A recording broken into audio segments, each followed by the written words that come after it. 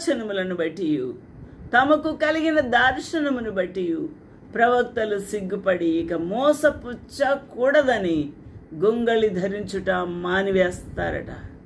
ఇక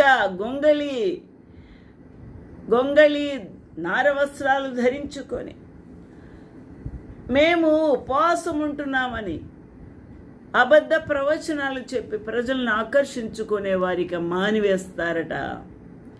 మానివేయుదురు. వాడు నేను ప్రవక్తను కాను అని చెప్పుకుంటారట.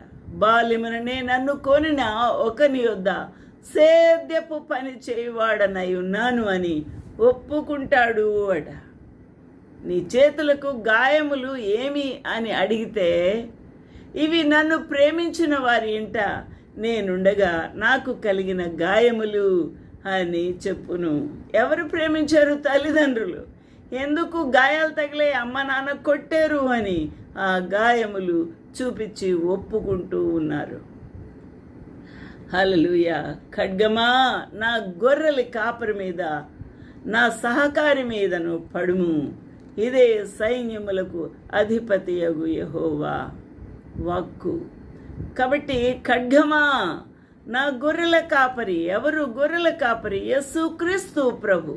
యేసుక్రీస్తు ప్రభు యొక్క ప్రశస్త రక్తము కాచితేనే కానీ వీరి పాపములకు పరిహారము కలగదు. అందువలన ఖడ్గమా, నా గొర్రెల కాపరి మీద, నా సహకారి మీద పడుము. ఇదే సైన్యములకు అధిపతి అగు యెహోవాకు. గొర్రెలు చెదరిపోవునట్లు కాపరిని హతము చేయుము. ఆ విధంగా యేసుక్రీస్తు ప్రభువును ఆ కలువరి శిలువలో హతము చేసి ఉన్నారు. యూదులు, ఇశ్రాయేలు వారు యెరూషలేము వీధుల నుంచి తోలివేయబడ్డారు. బానిసలుగా వారు బబులోను రాజ్యమునకు, ఆయా రాజ్యములకు వారు కొనిపోబడి ఉన్నారు. ఆయా దేశములకు చెదిరిపోయి ఉన్నారు. వారి యొక్క కట్టు బట్టలతో పరుగులు పెట్టి ఉన్నారు. వారి యొక్క యవనస్తులు, రాజులు హతమైపోయి ఉంటున్నారు. నైపుణ్యం గల వారిని ఈడ్చుకొని బాబేలుకు తీసుకొని వెళ్ళి ఉన్నారు, బబులోనుకు తీసుకొని వెళ్ళి ఉన్నారు. నా ప్రియమైన వాళ్ళారా, చెదరిపోవునట్లు కాపరిని హతము చేయము. చెదరిపోయి ఉన్నారు. చిన్నవారి మీద నేను నా హస్తము ఉంచుదును. ఇదే యెహోవా వాక్కు, దేవుని యొక్క వాక్కు.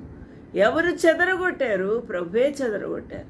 ఎందువల్ల చెదరగొట్టబడ్డారు? వారు తిరుగుబాటు చేసిన విధానం బట్టి, అబద్ధ ప్రవచనములను బట్టి,